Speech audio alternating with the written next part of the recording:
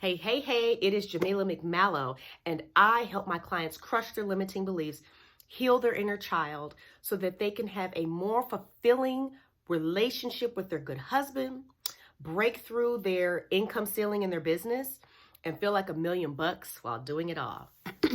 So, today we are talking about when you feel unfulfilled in your marriage to a good man. What? How could that happen? Now, let me say, in full disclosure, that this is not something that I have experienced personally. This is something that my clients have experienced and what they have come to me for help with, because it's still in the realm and I'm going to explain everything. What is different about my situation is that I went through a divorce and I took the time when I was single to do some very specific deep healing work around how I viewed relationships with men, about how I defined or how I behaved in relationships, and really learning what a happy, healthy relationship looked like, and then how to be in one. And then from that place, I attracted my husband and we got married, and our relationship has unfolded from there.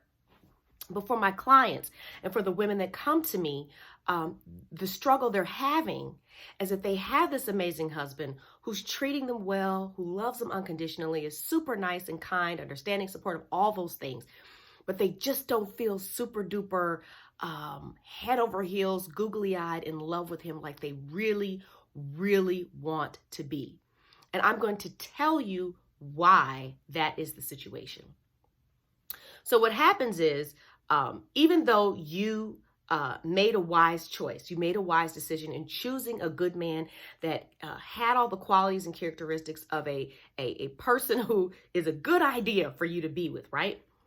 What didn't change, though, was your internal belief system, your constructs around how you define what it means to be with a man, or what relationships look like, all those things. And so when you don't change your constructs and your beliefs around men, relationships, love, and marriage, what starts to happen is your mind essentially is trying to make sense of a scenario that it does not believe is true and possible for you. So if you don't know anything about limiting beliefs, I'm going to give you a really quick rundown. Think of yourself as a computer, right? So we know the computers run on programs. Programs are what tell the computer what it's allowed to do. And it doesn't matter. You could try to do all kinds of things, but if it's not in the programming, it's not going to happen. The computer won't be able to do anything other than what it is programmed to do. You change the programming, wow, you can get additional features. That's why you're always getting those updates and notifications, etc. So they can update the programming so the computer can do more things. Well, our minds work similarly. Okay. When you were a very little girl, based on what you saw, based on the conditioning, based on the messaging you got from watching your father, watching your mother, watching their relationship, or their relationship with a step parent, boyfriend, whatever, you developed a very black and white set of beliefs around what men are like, what you can expect from them, what relationships with men look like, what marriage looks like, all those things. You drew that conclusion around 4 years old, 4 or 5 years old, somewhere in there. And that, even though here you are, late 30s, 40s, maybe even 50s, that's what's running the show. Okay. So here it is. You have this box, and it could be something like all men are liars. You can't trust men, or maybe you were really close to your dad and you had an awesome relationship and you believe that that's the kind of man that's going to make you happy. And so you're like looking for a replica of him. All of this, mind you, is taking place on a subconscious level. But essentially what you've done is you've selected a mate, a husband who does not fit into your construct of beliefs. Okay. And so your mind is always going to prove you right.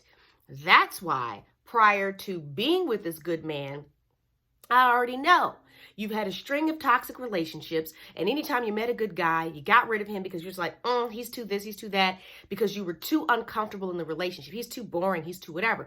But you were really drawn and attracted to these toxic guys, right?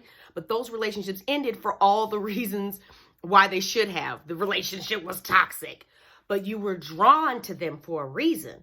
And it's those reasons that you'll find in your construct.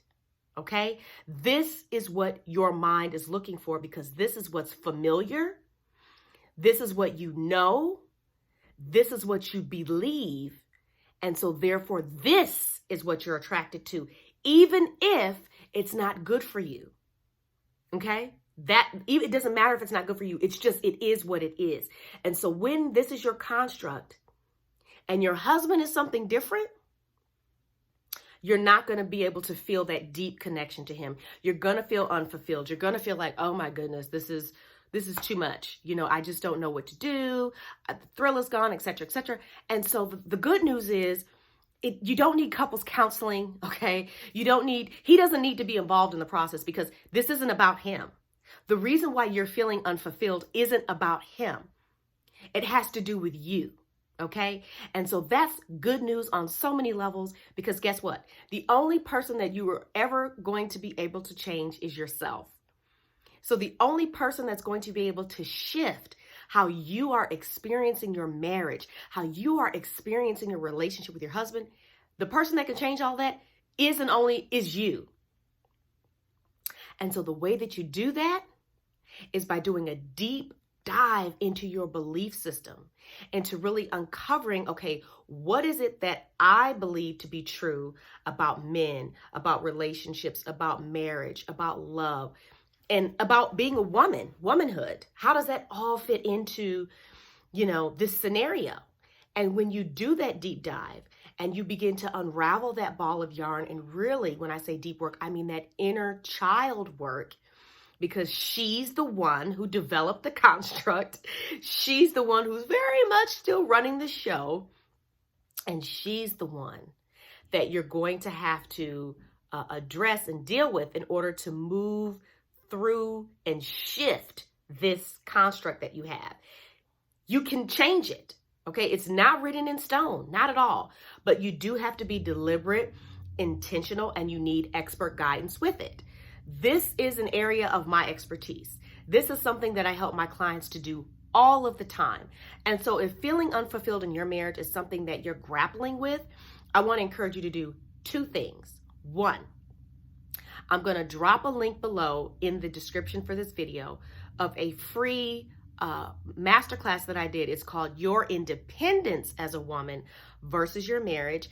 And it's called that because I already know that you're extremely driven, you're extremely powerful, you're extremely ambitious, you're a go-getter. And so on some level, you feel like, well, maybe I'm just not cut out for marriage. Maybe I'm just too much. Maybe I'm just, I'm too this or too that. No, it has nothing to do with any of that.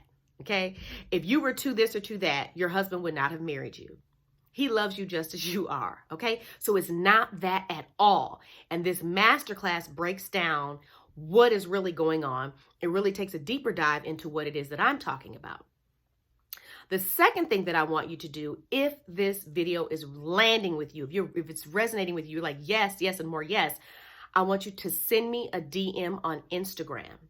My screen name is at Jamila McMallow. The link, of course, will be in the description below this video. And I want you to DM me, and I want you to just tell me what's going on.